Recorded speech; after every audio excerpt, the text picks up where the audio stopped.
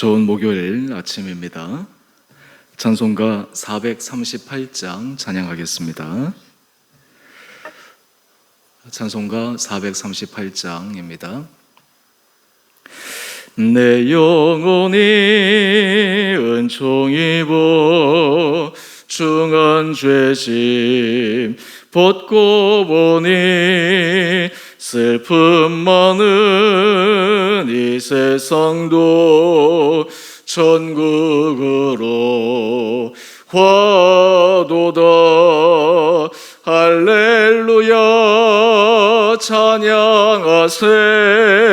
내 모든 죄 사함받고 주 예수와 동행하니 그 어디나 하늘나라 주의 얼굴 뵙기 전에 멀리 뵈도 하늘나라 내 맘속에 이루어지니 날로 가깝도다.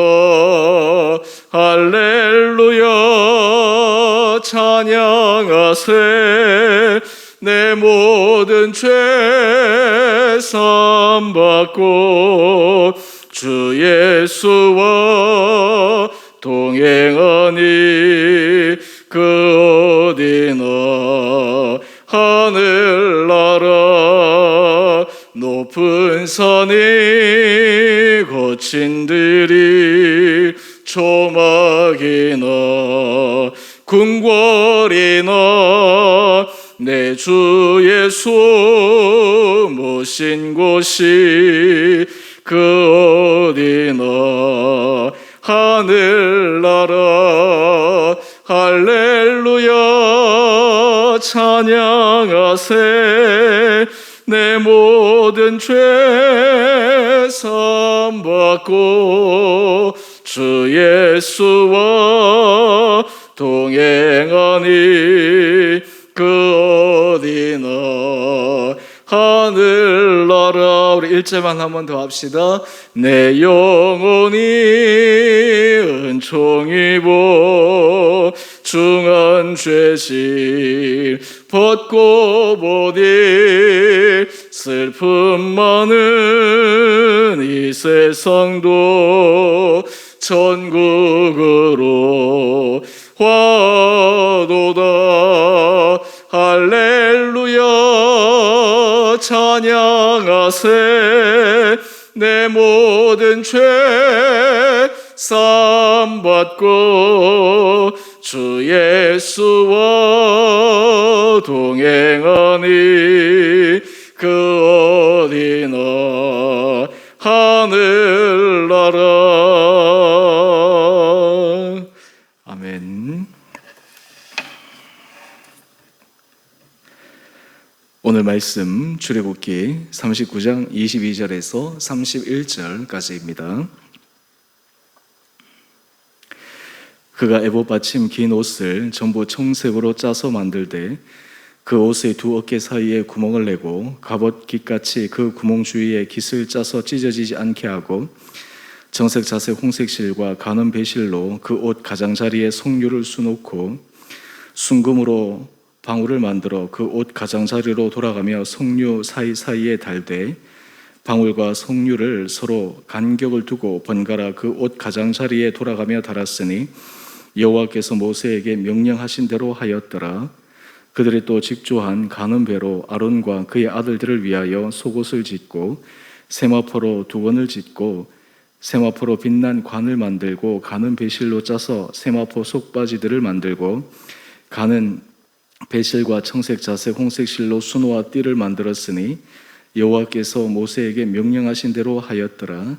그들이 또 순금으로 거룩한 패를 만들고 도장을 새김같이 그 위에 여호와께 성결이라 새기고 그 패를 청색끈으로 관 전면에 달았으니 여호와께서 모세에게 명령하신 대로 하였더라.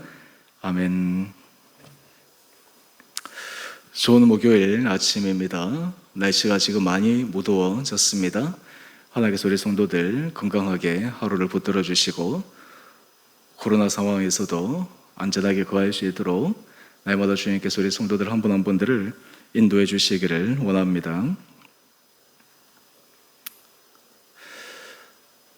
우리는 하나님 앞에 신앙생활을 할 때 하나님께서 내 삶에서 가장 원하는 것이 무엇일까? 하나님께서 우리의 삶의 걸음걸음들을 통해 우리에게 기대하는 것은 무엇일까? 우리가 그 하나님의 기대와 하나님의 뜻을 분명히 알게 되면 우리는 하나님을 실망시키지 않게 됩니다. 하나님의 마음을 감동시키고 하나님께서 우리의 삶의 모습을 통해 하나님께서 기뻐하시고 우리에게 주체할 수 없는 사랑으로 우리가 감당할 수 없는 놀라운 은혜를 부어주기를 원하십니다. 오늘 말씀을 통해 그 하나님의 뜻, 하나님께서 우리를 향하신 주님의 깊은 마음을 묵상할 수 있게 되기를 원합니다. 계속해서 제사장 의복에 대해서 출애굽기 39장은 우리에게 알려주고 있습니다. 제사장이 하나님 앞에 거룩한 제사의 직분을 감당할 때 이 옷을 통해서 하나님 앞에 구별된 모습으로 나아가게 하십니다. 특별히 대제사장과 제사장은 그 옷에 있어서 좀 차이가 있습니다. 예를 들어서 에봇이라든지 에봇띠라든지 판결 흉패라든지 에봇 받침 긴 옷은 대제사장이 입는 옷입니다. 또 대제사장과 함께 같이 제사에 참여하는 제사장들이 입는 옷은 좀 구분됩니다. 오늘 22장에서 31장까지는 그 부분에 대해서 좀 자세하게 우리에게 말씀하고 있습니다. 오늘 이 말씀 가운데 우리는 특별히 한 부분에 집중하여 하나님께서 제사장에게 원하시는 것, 또한 그것은 오늘 우리들에게 하나님께서 원하시는 것임을 다시 한번 확인하고 그 말씀을 묵상하고자 합니다. 제사장은 옷뿐만 아니라 머리에 두건 띠를 두르게 되는데 그 띠에 새기는 문구가 있습니다. 우리 30절 말씀입니다. 바로 그 띠에 새기는 문구가 여호와께 성결이라고 이야기를 합니다. 하나님 앞에 성결.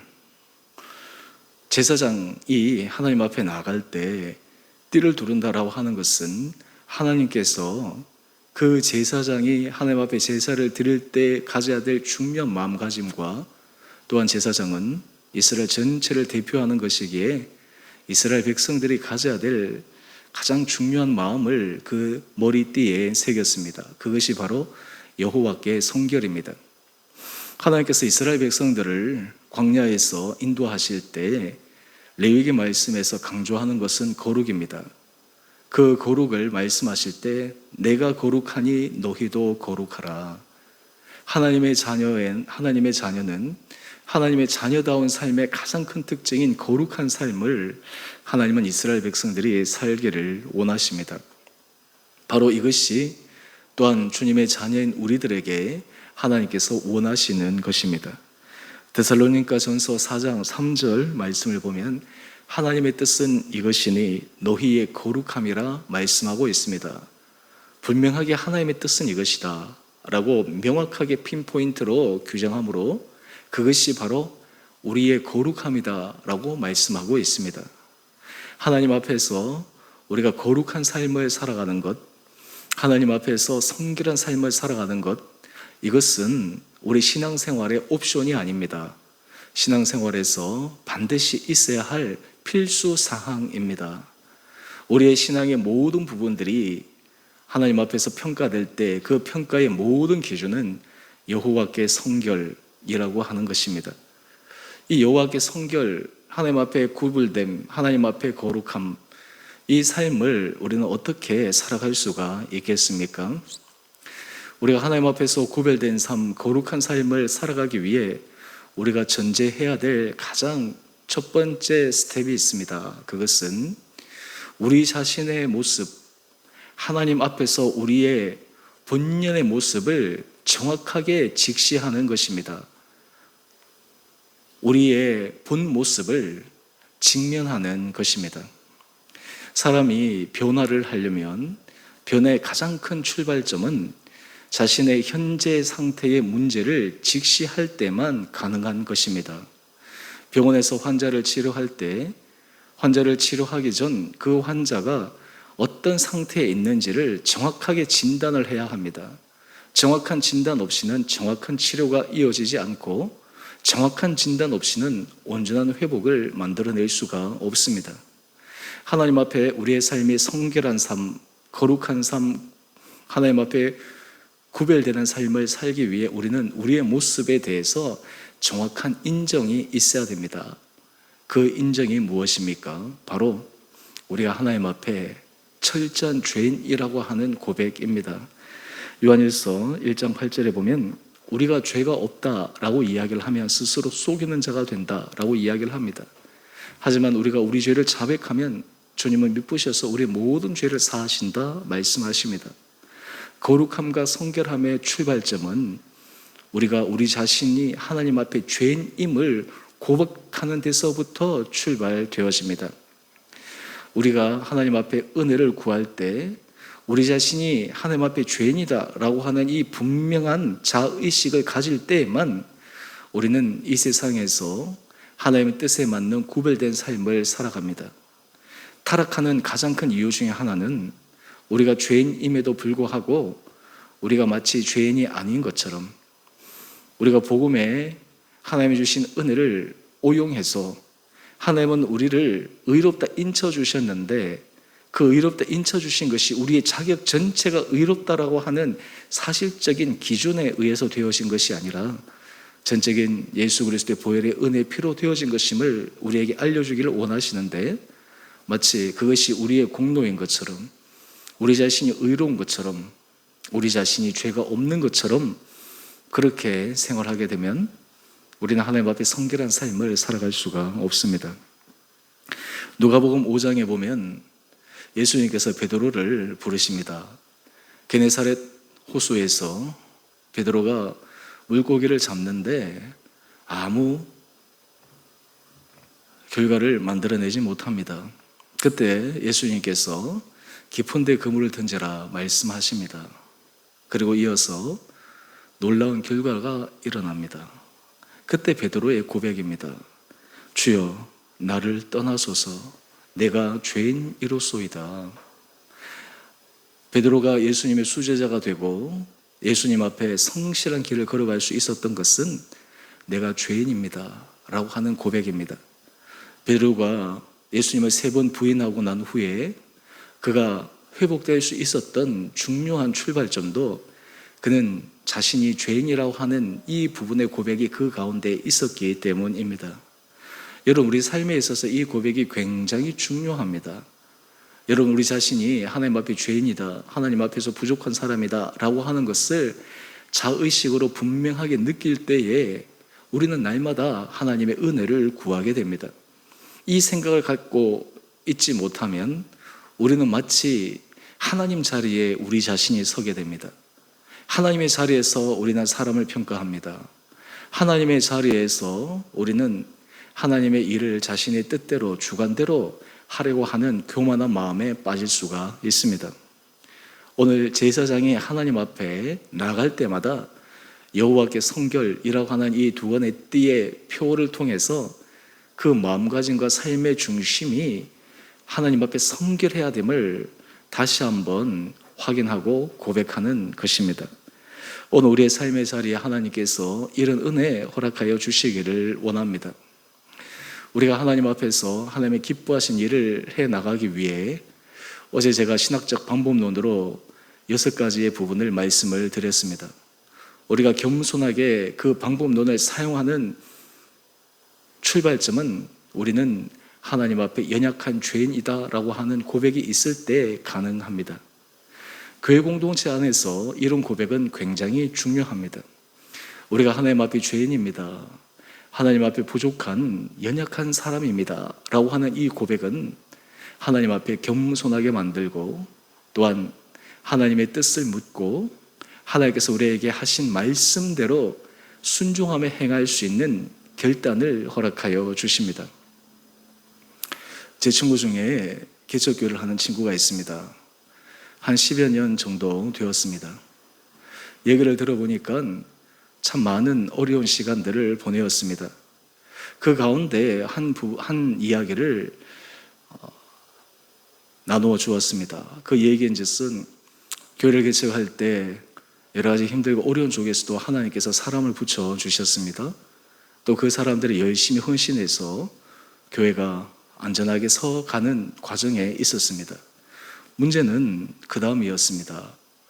그 한 사람 한 사람들이 하나님 앞에 가졌던 처음 마음, 겸손한 마음을 가지고 계속 교회를 세워나갔으면 너무나 좋았을 터인데 어느 순간부터 그 교회를 세워간다라고 하는 사람들이 소위 말해서 자신의 뜻, 자신이 원하는 길, 그런 부분들을 계속해서 강조하고 또 사람들과 사이에 분열과 갈등을 만들어냅니다.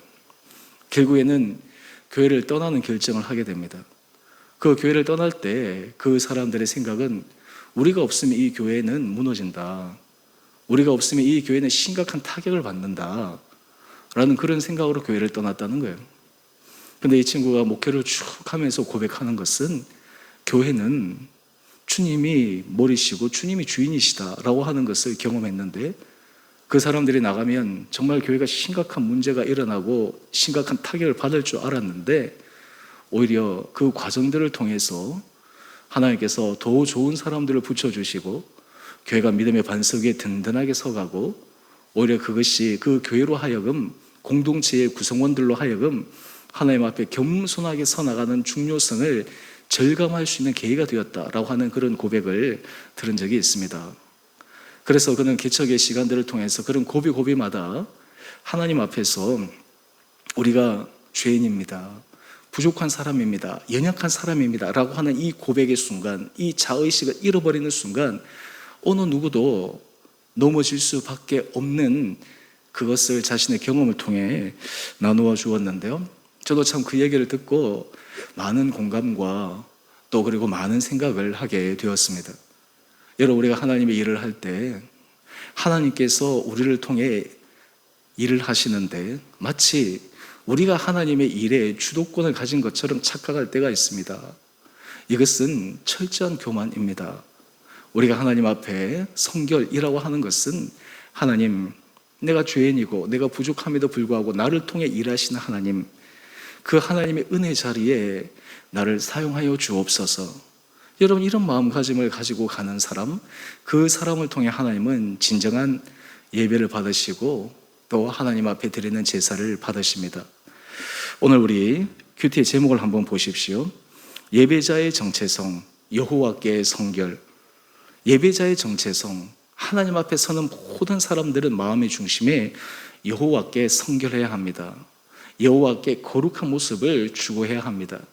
우리가 하나님 앞에 온전한 죄인의 고백이라고 하는 이 고백은 우리로 하여금 죄의식에 짓눌려서 살아가게 하는 것이 아니라 죄인임에도 불구하고 우리에게 은혜를 주시는 하나님, 우리가 죄가 많음에도 불구하고 그 모든 죄를 덮으시고 우리에게 새로운 기회를 주신 그 하나님 앞에 우리가 벅찬 감격으로 살아갈 수 있는 용기를 허락하여 주십니다.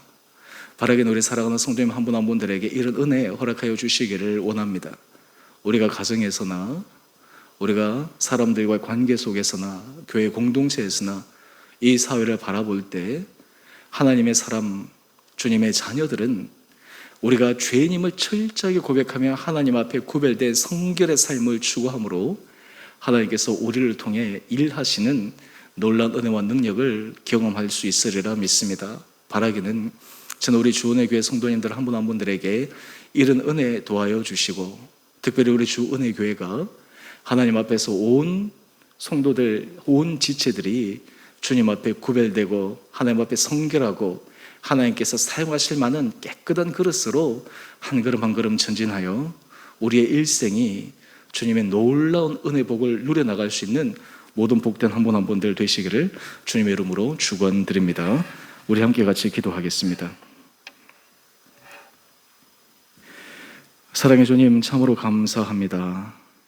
우리 일상의 삶에서 날마다 하나님 앞에 성결하고 구별된 삶을 살아가게 하여 주시고, 우리의 삶의 자리가 하나님께서 일하실 수 있도록 우리의 죄인됨을 고백하며 그 겸손한 고백을 통해 부족하지만 우리를 통해 일하시는 전능하신 하나님의 은혜의 능력을 경험케 하여 주옵소서.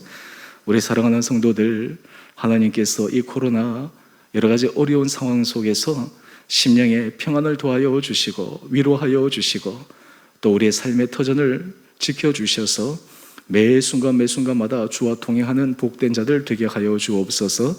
성도들 가운데 몸이 연약한 자들이 있습니다. 하나님, 그 연약한 부위를 친히 어루만져 주시고 강건케 해주시고 회복시켜 주신 은혜가 있게 하여 주옵소서. 우리 삶의 자리에 많은 기도의 제목들이 있는데 그 기도의 제목을 주님 앞에 올려드릴 때마다 주님의 응답을 통해 우리의 삶이 주님 앞에 구별된 거룩하고 성결한 삶으로 한 걸음 한 걸음 전진할 수 있도록 저희에게 은혜 도하여 주시기를 우리 사랑하신 예수님 이름으로 감사기도 드리옵나이다. 아멘. 하늘에 계신 우리 아버지, 아버지의 이름을 거룩하게 하시며 아버지 나라가 오게 하시며 아버지의 뜻이 하늘에서와 같이 땅에서도 이루어지게 하소서. 오늘 우리에게 일용할 양식을 주시고 우리가 우리에게 잘못한 사람을 용서하여 준 것 같이 우리의 죄를 용서하여 주시고 우리를 시험에 빠지지 않게 하시고 악에서 구하소서. 나라와 권능과 영광이 영원히 아버지의 것입니다. 아멘. 오늘도 믿음 안에서 승리하시는 복된 하루 되시기를 바랍니다.